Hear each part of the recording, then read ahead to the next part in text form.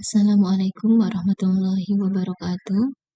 Kami dari kelompok 4 yang beranggotakan Magis Setiawan dan Maula Koreina akan menyampaikan mengenai kemampuan berpikir matematis tingkat dasar. Hal-hal yang akan disampaikan di sini meliputi pengertian, indikator, dan contoh soal. Yang pertama yaitu pengertian kemampuan berpikir matematis tingkat dasar. Berpikir sendiri menurut Precision adalah sebagai suatu aktivitas mental dalam usaha untuk memperoleh pengetahuan. Oleh karena itu, berpikir merupakan proses kognitif yang tidak dapat dilihat secara fisik.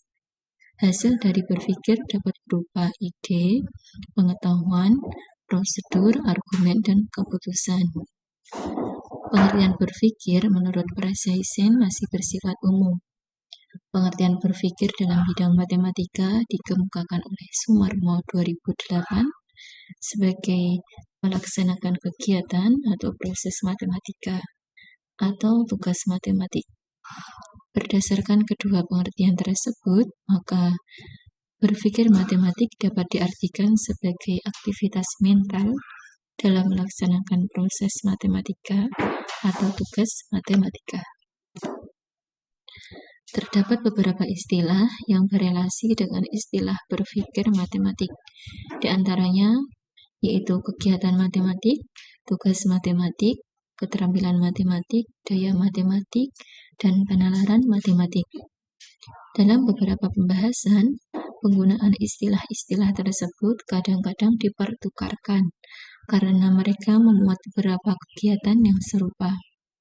Selain adanya pandangan keserupaan karakteristik dalam istilah-istilah yang berelasi dengan istilah berpikir matematik, terdapat pandangan yang mengidentifikasi bahwa istilah berpikir matematik mempunyai cakupan yang lebih luas dibandingkan dengan istilah-istilah lainnya yang berelasi.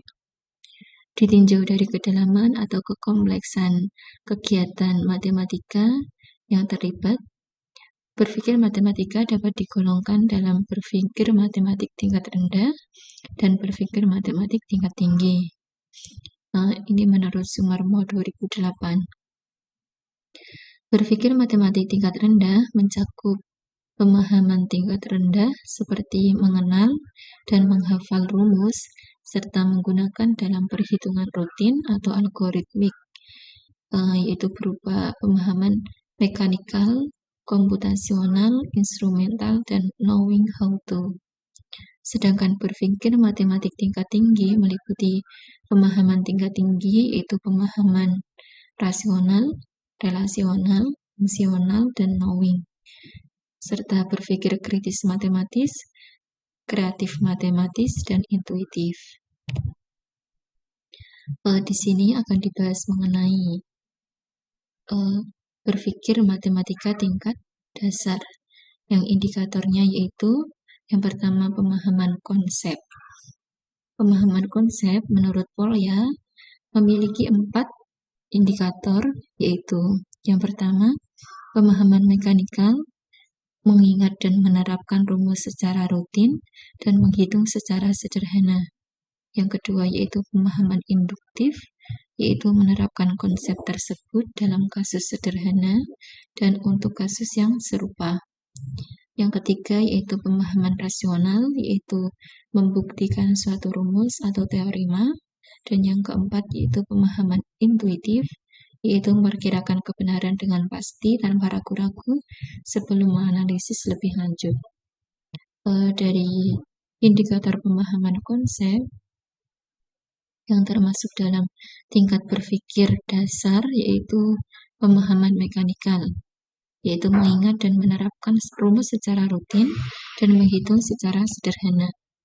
Selanjutnya yaitu pemecahan masalah. Pemecahan masalah memiliki indikator sebagai berikut: mengidentifikasi informasi dalam masalah. Yang kedua, membuat model matematika. Yang ketiga, memilih strategi dan menerapkannya untuk pemecahan masalah. Yang keempat, menjelaskan dan menginterpretasikan hasil serta memeriksa kembali. Yang kelima yaitu menerapkan matematika dengan bermakna. mengingat pemecahan masalah tidak termasuk dalam kegiatan rutin, maka jenis berpikir matematis ini termasuk dalam berpikir matematis tingkat tinggi.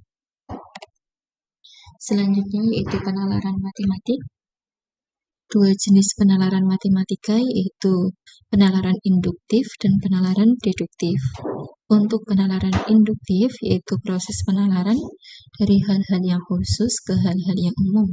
Indikatornya yaitu yang pertama transduktif, yaitu menarik kesimpulan dari satu kasus atau sifat khusus yang satu diterapkan pada kasus khusus lainnya. Yang kedua yaitu analogi, yaitu penarikan kesimpulan berdasarkan keserupaan data atau proses. Yang ketiga, generalisasi, yaitu penarikan kesimpulan umum berdasarkan sejumlah data yang teramati. Yang keempat, memperkirakan jawaban, solusi atau kecenderungan berupa interpolasi dan ekstrapolasi. Yang kelima, yaitu memberi penjelasan terhadap model, fakta, sifat, hubungan, atau pola yang ada. Yang keenam, menggunakan pola hubungan untuk menganalisis situasi dan menyusun konjektur. Sedangkan pada penalaran deduktif, yaitu penalaran dari hal-hal umum ke hal-hal yang khusus.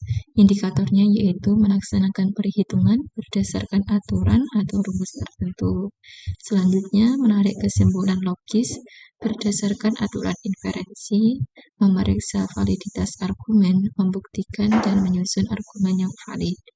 Yang ketiga, menyusun pembuktian langsung, pembuktian tak langsung, dan pembuktian dengan induksi matematika. Yang termasuk dalam berpikir tingkat dasar dari kedua jenis penalaran tersebut yaitu untuk penalaran induktif berupa menarik kesimpulan dari satu kasus atau sifat khusus yang satu diterapkan pada kasus khusus lainnya. Sedangkan pada penalaran deduktif yaitu melaksanakan perhitungan berdasarkan aturan atau rumus tertentu. Jadi berpikir matematik tingkat rendah pada penalaran matematik ini hanya pada poin 1 di penalaran induktif dan penalaran deduktif. Sedangkan poin lainnya itu termasuk dalam berpikir matematik tingkat tinggi. Selanjutnya yaitu komunikasi. Kegiatan yang termasuk ke dalam jenis berpikir komunikasi dalam matematik yaitu yang pertama, dapat mentransformasi masalah nyata ke dalam bahasa matematika. Yang kedua, menjelaskan ide, situasi, dan relasi matematika secara lisan atau tulisan. Yang ketiga, mendengarkan, berdiskusi, dan menulis tentang matematika. Yang keempat, membaca dengan pemahaman suatu representasi matematika tertulis. Yang kelima, membuat konjektur, menyusun argumen, merumuskan definisi, dan generalisasi. Yang keenam, mengungkapkan kembali suatu uraian atau paragraf matematika dalam bahasa sendiri. Sedangkan tinggi rendahnya tingkat kemampuan berpikir matematis pada indikator komunikasi ini bergantung pada kedalaman dan kekompleksan komunikasi yang terlibat. Sedangkan pada koneksi, kegiatan yang termasuk dalam koneksi matematik yaitu yang pertama, mencari hubungan, berbagai representasi konsep dan prosedur. Yang kedua, memahami hubungan antar topik dalam matematika. Yang ketiga, mengaplikasikan matematika dalam bidang lain maupun dalam kehidupan nyata. Yang keempat, memahami representasi ekuivalensi suatu konsep matematika. Yang kelima, mencari hubungan antara satu prosedur dengan prosedur lain dalam representasi ekuivalen. Yang keenam, menerapkan hubungan antar topik dalam matematika dan antar topik matematika dengan topik di luar matematika. Sedangkan tinggi rendahnya tingkat kemampuan berpikir matematis pada indikator koneksi tergantung pada kedalaman dan kekompleksan hubungan yang diberikan. Selanjutnya yaitu representasi. Lesbos dan Beher menunjukkan 5 jenis representasi yang digunakan dalam pendidikan matematika yang meliputi pertama, representasi objek dunia nyata. Yang kedua, representasi ganda. Yang ketiga, representasi simbol aritmatika. Yang keempat, representasi bahasa lisan. Yang kelima, representasi gambar atau grafik. Representasi dalam berpikir tingkat dasar, yaitu representasi objek dunia nyata dan representasi ganda. Hal ini karena hanya memerlukan proses berpikir yang sederhana. Sekian dari hal-hal terkait dengan berpikir matematik, sedangkan contoh untuk berpikir matematika tingkat dasar akan disampaikan oleh Mas Makis. Di sini saya melanjutkan penjelasan dari Mbak Maula sebelumnya, yaitu mengenai contoh soal berpikir tingkat dasar, di mana contoh soal berpikir tingkat dasar kami mengambil dari indikator-indikator yang sudah dijelaskan sebelumnya. Nah, mulai dari yang pertama, yaitu indikator pemahaman konsep. Nah, di sini kami berusaha untuk menyajikan soal bertipe jenjang SMP dan SMA. Jadi, baik tingkat SMP maupun SMA nanti ada soal yang tingkatannya itu berpikir tingkat dasar. Yang pertama terlebih dahulu yaitu indikator pemahaman konsep. Indikator pemahaman konsep yang masuk berpikir tingkat dasar yaitu pemahaman mekanikal atau mengingat dan menerapkan rumus secara rutin dan menghitung secara sederhana. Nah, langsung saja ke contoh soal yang pertama, yaitu tingkat SMP. Nah, di sini siswa dimintai untuk menentukan luas dari suatu segitiga bangun datar. Nah, ini sudah disajikan gambar segitiga, diketahui alas dan tingginya, kemudian siswa diminta untuk mencari luas dari bangun segitiga tersebut. Nah, kemudian dihasilkan luas segitiga tersebut adalah 60 cm persegi. Kemudian pada soal jenjang SMA, nah di sini kami mengambil bab turunan. Nah, di mana soalnya adalah menurunkan fungsi f(x) sama dengan 2x kuadrat min 5x kuadrat plus 6x min 4. Kemudian penyelesaiannya itu seperti rumus biasa atau rumus dasarnya, yaitu hasilnya f aksen x sama dengan 6x kuadrat min 10x plus 6. Nah, kemudian lanjut pada indikator kedua, yaitu penalaran matematik. Penalaran matematik yang masuk pada berpikir tingkat dasar yaitu menarik kesimpulan dari suatu kasus atau sifat khusus yang satu diterapkan pada yang kasus khusus lainnya. Dan selanjutnya itu melaksanakan perhitungan berdasarkan aturan dan rumus tertentu. Nah, di sini kami mengambil contohnya itu pada tingkat SMA itu berdasarkan bab aritmatika sosial. Nah, di sini bisa dilihat soalnya yaitu mengenai diskon dari suatu toko, di mana dimintai siswa untuk menghitung toko mana yang memiliki diskon paling besar dan menghasilkan harga baju yang paling murah. Nah, kemudian disimpulkan bahwa di sini adalah harga kemeja yang paling murah dari permasalahan yang disajikan adalah kemeja yang dijual di toko Lia Busana dengan harga Rp120.000. Dengan proses ini diketahui harga awal, diskon, kemudian harga setelah didiskon itu dicari dengan rumus sederhana yang sudah dijelaskan pada bab aritmatika sosial. Kemudian pada jenjang SMA, indikator penalaran matematik itu kami mengambil bab tentang kombinasi. Nah, di sini soalnya itu seorang siswa harus mengerjakan 5 soal dari 7 soal yang tersedia, di mana itu soal pertama wajib dikerjakan.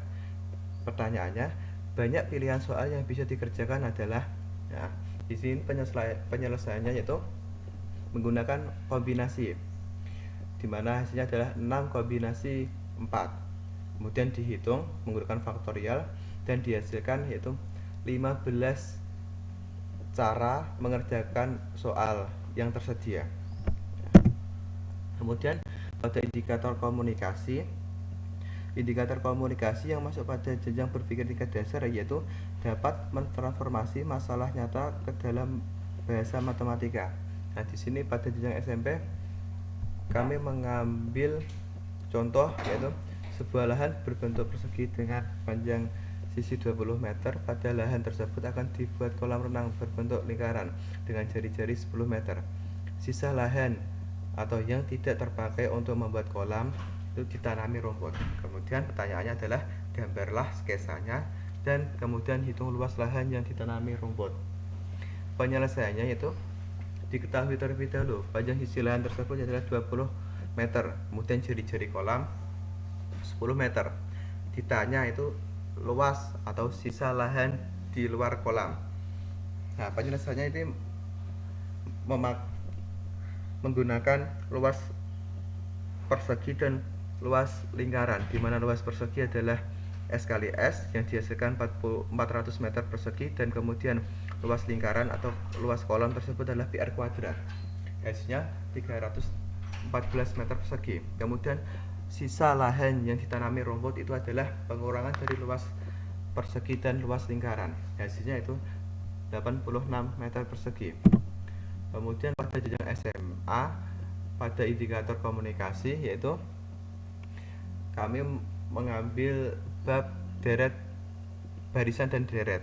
Nah, contoh soalnya itu yang pada kehidupan nyata, dalam suatu gedung pertunjukan disusun kursi dengan baris paling depan terdiri dari 12 kursi, baris kedua 14 kursi, dan baris ketiga 16 kursi, dan seterusnya. Banyak kursi pada baris ke-20 adalah, nah di sini penyelesaiannya menggunakan UN pada baris aritmatika. Nah, di mana UN sama dengan A plus N min 1B. Nah, kemudian didapatkan U20 atau banyaknya kursi pada baris ke-20 itu adalah 50 kursi. Nah, di sini merupakan berpikir tingkat dasar karena menggunakan rumus yang sederhana yang digunakan pada bab barisan dan deret. Nah, kemudian lanjut pada indikator selanjutnya, yaitu indikator koneksi, yaitu yang masuk pada berpikir tingkat dasar, yaitu mengaplikasikan matematika dalam bidang lain maupun dalam kehidupan nyata. Nah, lagi-lagi penerapan pada kehidupan nyata. Nah, di sini pada tingkat SMP kami mengambil contoh, yaitu persamaan dua variabel. Contohnya yaitu di dalam dompet laras terdapat 25 lembar uang Rp5.000 dan Rp10.000. Jumlah uang itu adalah Rp200.000. Berapa jumlah uang itu masing-masing? Nah, penyelesaiannya ini memakai dua variabel, persamaan dua variabel. Nah, di mana banyak uang laras itu 20 lembar. Berarti dimisalkan X itu X dan Y. Nah, dimasukkan X lembar dan X itu Rp10.000, kemudian Z itu Rp5.000. Jadi X plus Y sama dengan 25, dan 10.000 X plus 5.000 Z sama dengan Rp200.000. Nah, dari persamaan 1 dan 2 ini nanti diselesaikan dengan cara eliminasi. Didapatkan X sama dengan 15 dan Y sama dengan 10. Nah, jadi didapatkan jumlah uang Rp10.000 nya itu adalah sebanyak 15 lembar, dan kemudian uang Rp5.000 itu sebanyak 10 lembar. Nah, kemudian pada jenjang SMA, contohnya yaitu keliling sebidang tanah yang berbentuk persegi panjang adalah 48 meter. Panjangnya lebih 6 meter dari lebarnya. Tentukan ukuran tanah tersebut. Nah, di sini juga menggunakan persamaan variabel, dimisalkan terlebih dahulu. Panjang itu X dan lebar Y. Keliling, rumus keliling itu kita tahu bahwa 2 kali panjang tambah 2 kali lebar. Yang diperoleh pada persamaan pertama itu X plus Y sama dengan 24. Kemudian pada persamaan kedua yaitu X sama dengan Z plus 6, karena panjang merupakan 6 tambah lebarnya, atau lebar ditambah 6 meter itu. Kemudian dari dua persamaan tersebut disubstitusi untuk mengetahui nilai Z-nya dan X-nya. Nah, kemudian sudah ditemukan nilai X dan Y-nya, yaitu X 15 meter dan Y 9 meter. Jadi kesimpulannya adalah ukuran tanah tersebut adalah 15 meter kali 9 meter. Nah, kemudian pada indikator representasi. Pada indikator representasi yang masuk pada berpikir tingkat dasar, yaitu representasi objek dunia nyata. Nah, lagi-lagi di sini kita disuguhkan untuk berrepresentasi atau melihat pada benda-benda di sekitar kita pada dunia nyata. Nah, pada jenjang SMP kami mengambil contoh yaitu mengenai volume bangun ruang. Nah, di sini bangun ruang yang kami gunakan adalah bangun ruang prisma segitiga yang penerapan pada kehidupan nyata yaitu tenda. Nah, disuguhkan gambar tenda sebagai berikut dengan panjang, tinggi, dan alasnya sekian. Kemudian diminta untuk menentukan volume dari tenda tersebut. Nah, volume dari prisma segitiga itu adalah luas alas kali tinggi prisma, di mana luas alas di sini adalah luas alas segitiga. Nah, jadi didapatkan yaitu volume sama dengan setengah alas kali tinggi segitiga kali tinggi prisma. Kemudian dimasukkan angka-angkanya, kemudian didapatkan volume dari tenda atau volume dari prisma tersebut adalah 12 meter kubik ya, seharusnya kubik.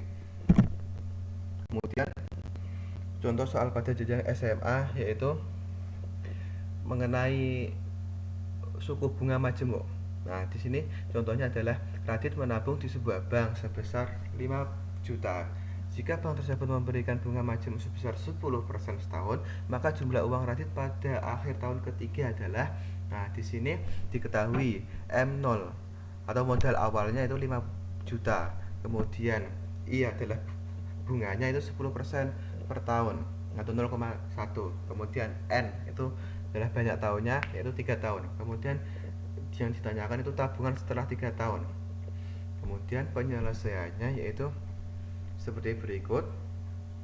Dimasukkan angka-angkanya, kemudian didapatkan M3 atau tabungan setelah 3 tahun yaitu sebesar Rp6.655.000. Nah, di sini kita lihat dari contoh-contoh yang sudah kami paparkan, yaitu berpikir tingkat dasar itu sebenarnya itu berpikir sederhana pada setiap bab. Nah, jadi di sini soal-soal yang kami sajikan itu soal-soal yang mungkin yang tergolong mudah dari setiap bab-babnya. Nah, karena di sini siswa dimintai hanya berpikir tingkat dasar, belum tingkat lanjut. Nanti kalau sudah tingkat lanjut itu soal pengembangannya akan lebih kompleks lagi.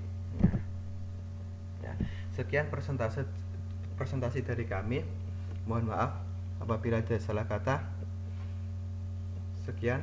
Wassalamualaikum warahmatullahi wabarakatuh.